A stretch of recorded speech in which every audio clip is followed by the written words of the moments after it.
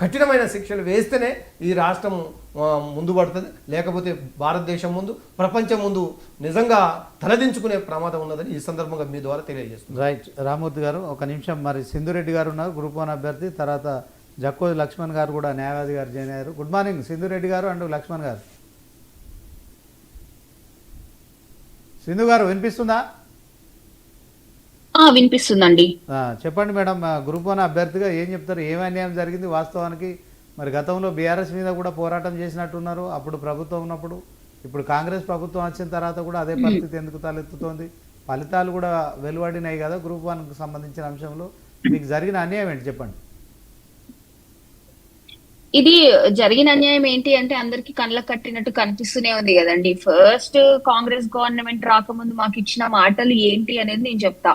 అప్పుడు paper leakage అయినప్పుడు రేవంత్ రెడ్డి గారు స్వయాన మాకు చెప్పింది ఏంటంటే, ఇప్పుడు పేపర్ లీకేజ్ అయింది, వాళ్ళు నిర్లక్ష్యం వహించరు కాబట్టి అయింది కదా, నెక్స్ట్ మేము అధికారంలోకి వస్తే పేపర్ లీకేజ్ దానిపైన సిట్ ఎంక్వైరీ, సిబిఐ ఎంక్వైరీ ఇవన్నీ వేసి టీజీపీఎస్సీ అనే దాన్ని ప్రక్షాళన చేస్తాము.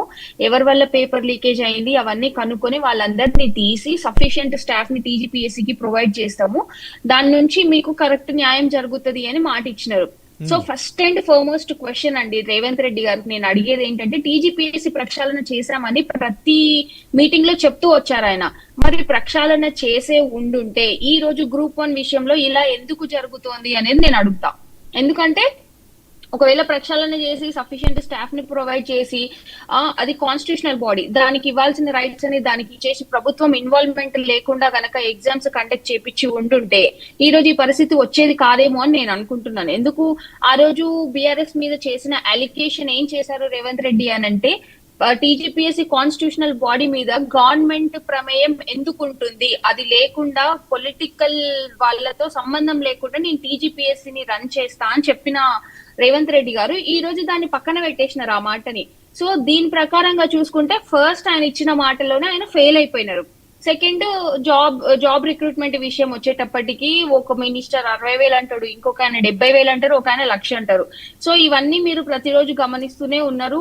ఎక్కడ చూసినా వీళ్ళు మాట్లాడుతున్నారు. అవన్నీ 100% అబద్ధాలు. ఎందుకంటే బీఆర్ఎస్ గవర్నమెంట్ లో ఇచ్చిన నోటిఫికేషన్స్ అన్నింటికి ఈ రోజు మేము ఇచ్చినాము, మేము చేసినామని చెప్పుకుంటున్నారు. సరే అవన్నీ పక్కన పెట్టిన గ్రూప్ 1 ఎగ్జామ్ విషయంకి వచ్చేటప్పటికి ప్రతిసారి వాళ్ళు చెప్పిన మాట ఏంటంటే, మేము కరెక్ట్ గా పక్కడబందీగా ఎగ్జామ్ నిర్వహించినామని చెప్పినప్పుడు ఈ రోజు ఇన్ని అవకతవకలు ఎందుకు కనిపిస్తున్నాయి గ్రూప్ 1 ఎగ్జామ్ లో?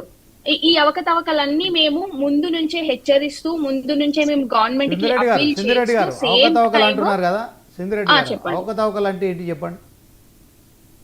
ఇప్పుడు ఫస్ట్ నుంచి చూసుకుంటే అసలు 503 పోస్టులకి బీఆర్ఎస్ గవర్నమెంట్ లో నోటిఫికేషన్ ఇచ్చిందండి.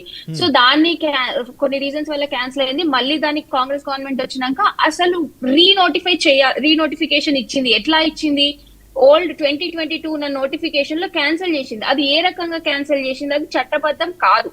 కాకపోతే ఈ రోజు కోర్టు జడ్జిమెంట్ లో అది వేకెన్సీస్ పెరిగినాయి కాబట్టి మేము 60 వేకెన్సీస్ యాడ్ చేయాలనుకున్నాం, దానికోసం మేము క్యాన్సిల్ చేసి ఇచ్చినాం అనేసి చెప్పినారు. సరే, అది ఒక పాయింట్ వరకు వ్యాలిడ్ అనుకుందాం.